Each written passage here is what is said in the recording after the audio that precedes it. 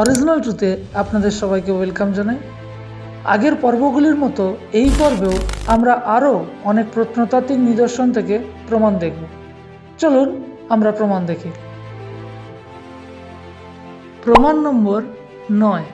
স্ক্রিনে এই যে সুড়ঙ্গটি দেখতে পাচ্ছেন, আমরা যখন বাইবেল পড়ি, বাইবেলে 2 রাজাবলী 20:20 দেখতে পাই জেরুসালেমের রাজা হিজকিয়া দ্বারা নির্মিত একটি ভূগর্ভস্থ সুড়ঙ্গ, যা শহরে জল প্রবেশের জন্য নির্মাণ করা হয়েছিল 700 খ্রিস্টপূর্বাব্দে। জেরুসালেমে এই সুড়ঙ্গটি সম্ভবত হিজকিয়া নির্মিত। এটি এখনও খোলা রয়েছে এবং পরিদর্শকেরা সেখান দিয়ে চলতে পারেন।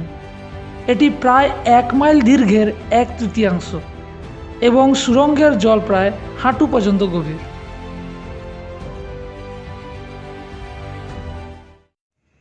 প্রমাণ নম্বর 10। এই খোদাই করা আগ্নেয়গিরিজাত স্তম্ভটি জাক্কুরের স্টেল হিসাবে পরিচিত।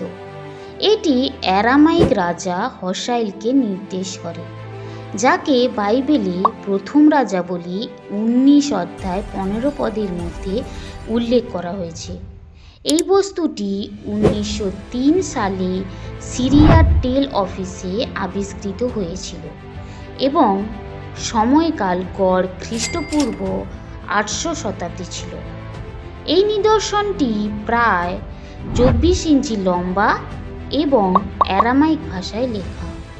এটি এখন লুভরে অবস্থিত।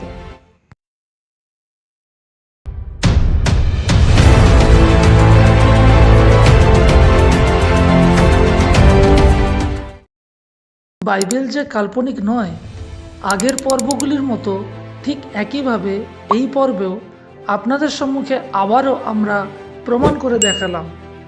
সত্যি বাইবেল সম্পূর্ণ সত্য একটি পুস্তক।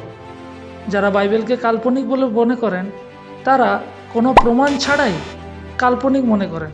কিন্তু আপনাদের সম্মুখে প্রত্নতাত্ত্বিক নিদর্শন থেকে আমরা একে একে প্রমাণ করে দেখাচ্ছি।